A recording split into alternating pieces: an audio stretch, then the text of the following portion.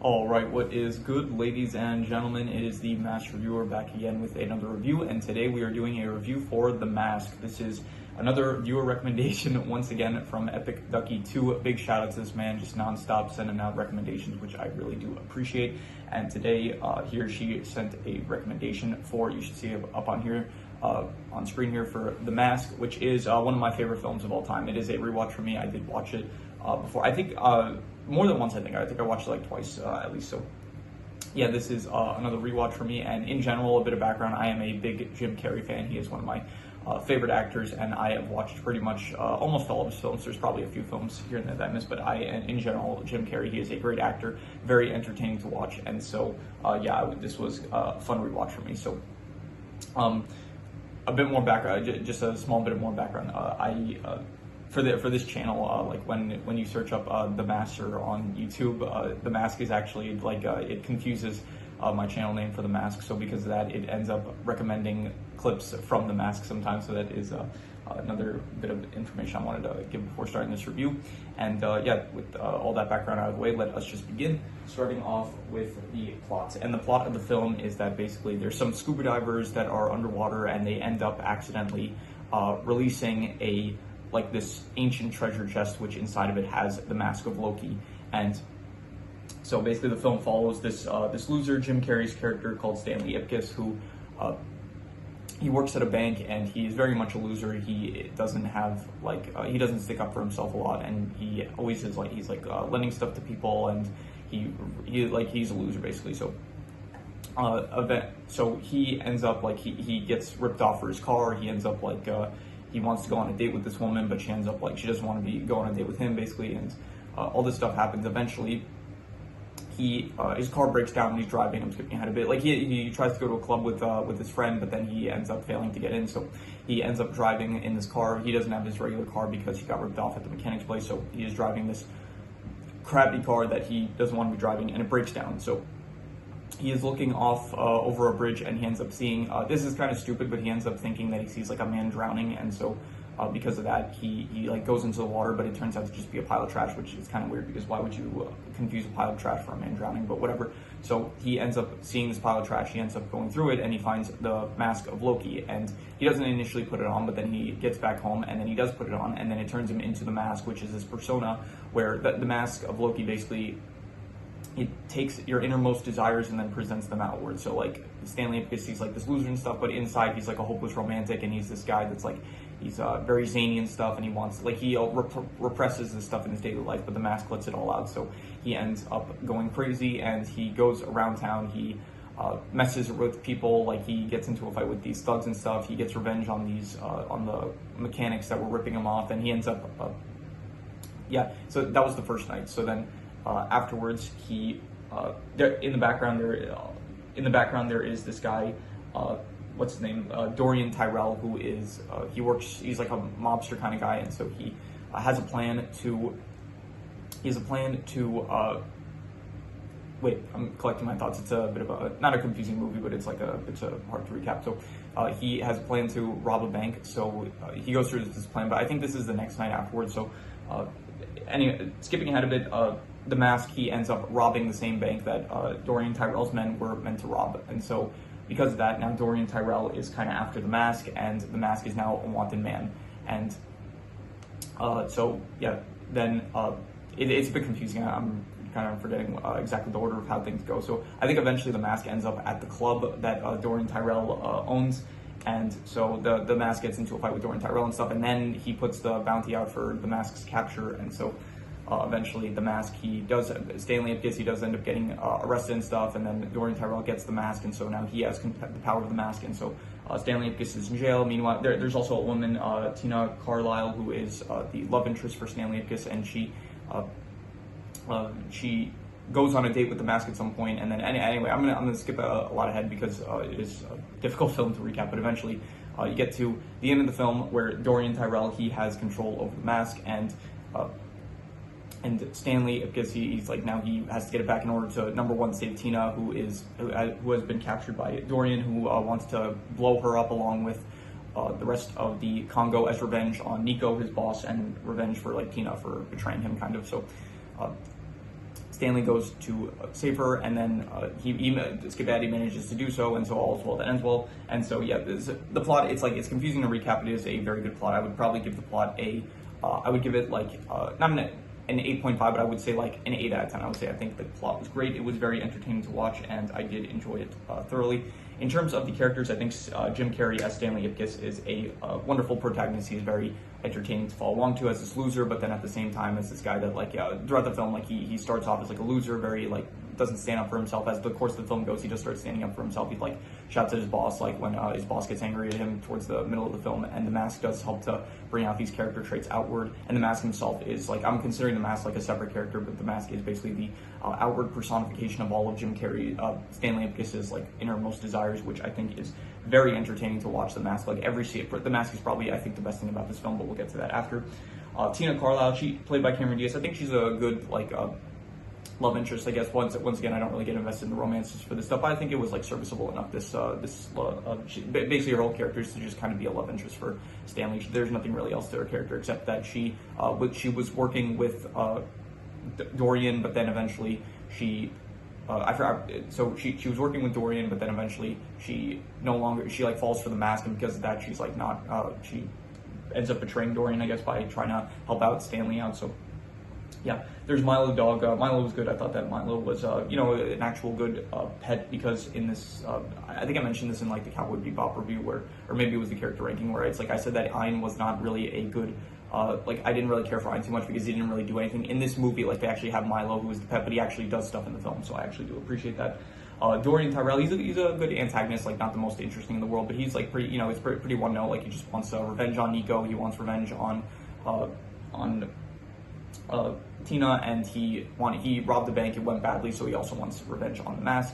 And his innermost desires is basically just to like get a bunch of revenge and like destruction. That's like he's like a bad guy, and so yeah, he's a good antagonist. I don't think it works as well like with him wearing the mask, because his innermost desires is just that like he's like very angry inside, and he wants like revenge on people. So it's not as interesting when he wears the mask compared to when like Jim Carrey wears it. Even when like Milo wears the mask, it's not as interesting. Like the mask very much works well for Jim Carrey. So other than that, there is Kellaway, who is the sergeant that is, not the sergeant, he's the lieutenant that is after Stanley Ipkiss. So the entire film, he's trying to arrest him because he robbed a bank, and he's also like responsible for all the chaos that's going on. So Kellaway is good. He was good. He was good. There was also Detective Doyle, who was Kellaway's partner, who I thought was, also fine, like not the most memorable, but all good.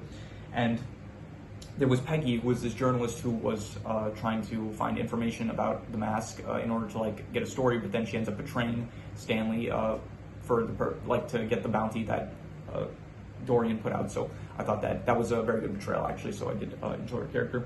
And so yeah, overall, I would give the characters probably I would say specifically like for The Mask, if like The Mask himself is probably better than like all the characters. I think all the characters like as they would probably be like maybe like a 7 out of 10, like pretty good, all the characters, but then The Mask himself like elevates the characters. So I'm gonna give the characters including The Mask, I'm gonna say like between an 8 to an 8.5, and I'm gonna be harsh because like all the other characters kind of bring it down. So I'm just gonna say the characters were an 8 out of 10, and but The Mask himself, like I'm gonna probably the best category was The Mask. So I'll do the best category now. I think The Mask was the best thing about this film. Every single scene, like the whole point of the Mask character is that like he's meant to be this entertaining, zany prankster. Like that's I think in the description of the film, that's how they describe him. So he is this like extremely entertaining character no matter what he is doing. At every scene he is in, like there's no even a scene where he's just dancing, it's like still entertaining to watch him dance. So The Mask himself is the best thing about this film, and honestly I would give like him The Mask itself, the character of The Mask, I would give probably I'm gonna give it like between a 9 to a 9.5, honestly. And honestly I'm gonna give it a 9.5. I think like he is one of the most entertaining characters in all of like film. Like he is just every scene with The Mask is like specifically Stanley Ipkiss's mask. Like there's also The Mask where it's like Dorian wears the mask and also Milo wears the mask, but when Stanley Ipkiss wears the mask, like that character is just every scene with him was like great and very much rewatchable, and yeah, just a pleasure to watch. So definitely the best thing about the film was The Mask, which I would give a 9.5. So in terms of the setting, this takes place in Edge City, so that is a wonderful name for a city nowadays.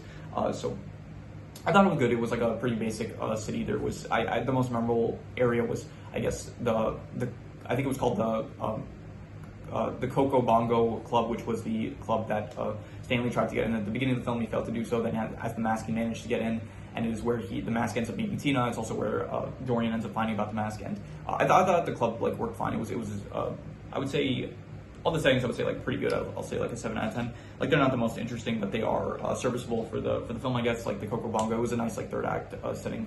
Not just third act, like it was throughout the film. You did see the Coco Bongo. So other than that, I guess there's like Stanley Ipkiss's house and I guess the bank, but those are not the most interesting. So, but specifically the Coco Bongo was like probably the best area in the whole film. So I'm just gonna give the settings a 7 out of 10. I thought that they were pretty good, and yeah, in terms of the comedy slash action, I'm grouping these together because all the action was kind of for the purposes of the comedy, I would think. So I'm gonna say the comedy, there weren't like too many like clever jokes that were written. Like there was something that like really made me laugh out loud, I would say, but it is very much like, and the comedy comes from like the mask himself and his antics, like the physical comedy, mainly like a lot of the physical comedy, and a lot of like Jim Carrey's one-liners were also good. Like there were some good one-liners and a lot of good physical comedy. So nothing will really like, there's no like jokes that will make you like die of laughter or something like that, but it is definitely very entertaining to watch the comedy. So I will say the comedy, it was I would give like an 8 out of 10. It was great, but more so like less because of like actual like stuff that was funny, and more so for like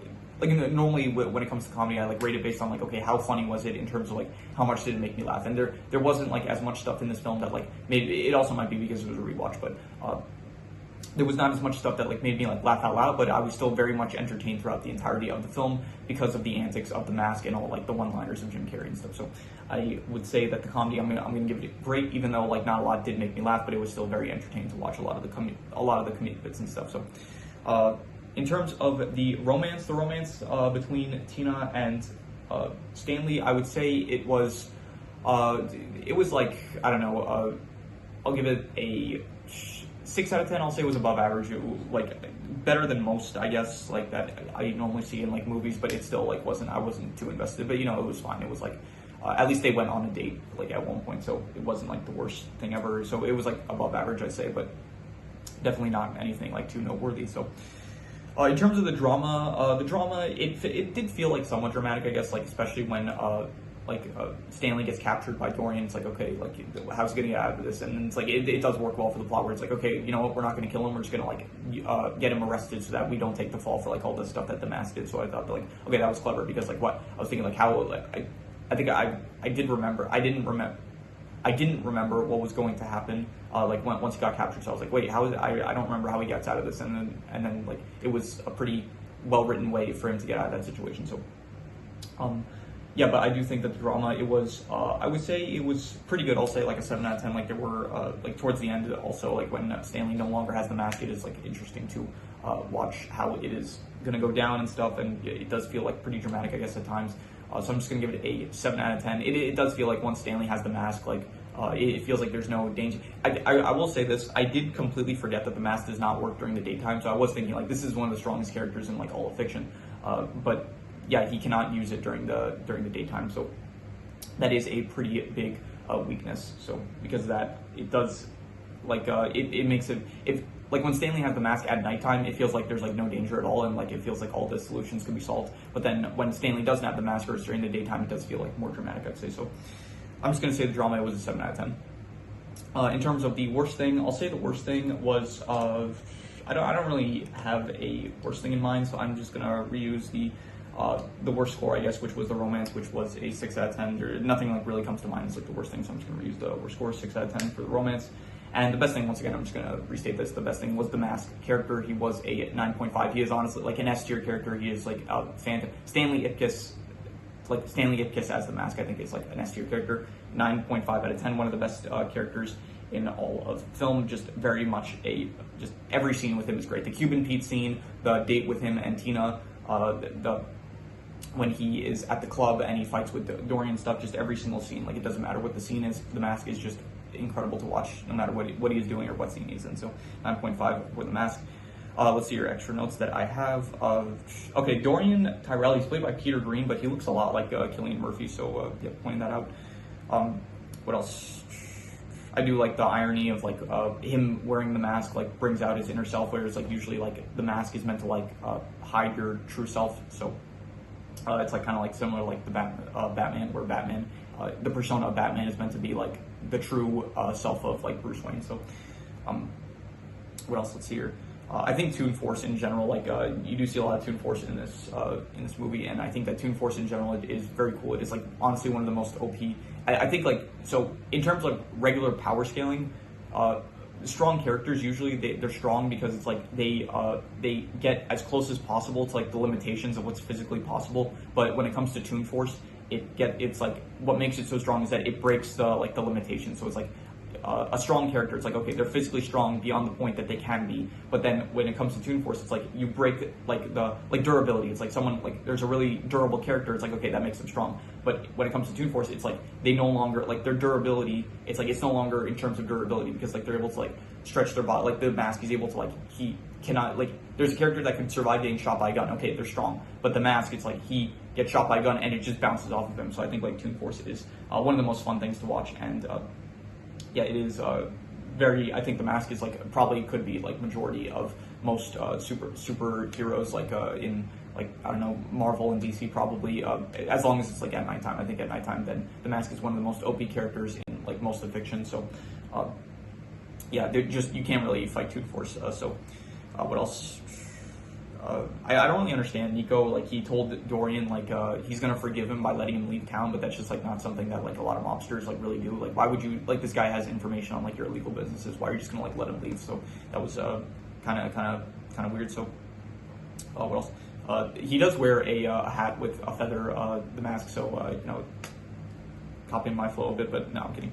If anything, I'm copying his flow. So I didn't remember that he ended up wearing a hat with a feather in it. So that was a nice surprise to see that. So what else? I mentioned I like the scene where Stanley stands up to his boss. It like shows like good character growth, and also at the same time it was like a very good like he like starts shouting him in like really assertively. So I thought that was great. Yeah, what else?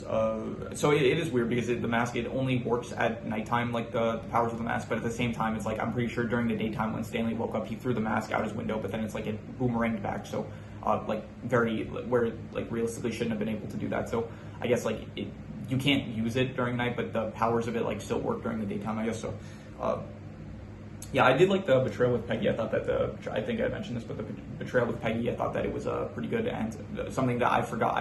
Like it's been I think like 2 or 3 years since I last watched this film, so I didn't like remember every single detail. So there were like the surprises; they still hit pretty good for me. So the betrayal with Peggy, I did not see coming, and I did think that it was very good. So. What else? I did also like the different reactions of like characters putting on the mask. Like when you have when it's Stanley or Milo putting on the mask, it is like they start spinning around like very chaotically. When it is Dorian putting on the mask, it's like there's a storm that like envelops around him, so like signifying the different personality traits of who's putting on the mask. So I do like that detail. So yeah, that is all the extra notes I have. So I'm going to do the calculations. So King Crimson. All right, so it only comes out to about a 7.5, which would be very good, and I would give it a lot higher than that. I think, to be honest, it's a bit worse on rewatch. I did notice like a few extra details on rewatch that I did not really like as much on the first time watch, like Dorian himself. Like once Stanley gets the mask on, he gets defeated pretty easily. So, which makes sense, but like still, it wasn't. Didn't feel as dramatic as it felt maybe the first time I watched it. So there were like a few details here on rewatch that I did notice that kind of brought it down a bit, but I would still give this like, the baseline score is like a 7.5, which would be very good. I would probably give it like still an 8.5, I would say. Like, I think initially when I first watched it, I think I would have given it like a 9 out of 10. I would have said it was incredible. I think now I would probably give it like between an 8 to an 8.5, like it's between great and amazing, and I'm going to be generous. I'm going to give it an 8.5. It is still like it is an amazing movie. I do still think that it is a wonderful movie to watch, and so yeah, it's just a bit worse on rewatch for me. So yeah, once again, big shout out to Epic Ducky 2. Really very much appreciate all the recommendations, and yeah, if anyone wants to leave a recommendation, movies, shows, video game stories, anime, web series, doesn't matter what it is, leave it in the comments and I will maybe possibly check it out. But with that said, yeah, that is pretty much all there is to it, so let's leave it at that.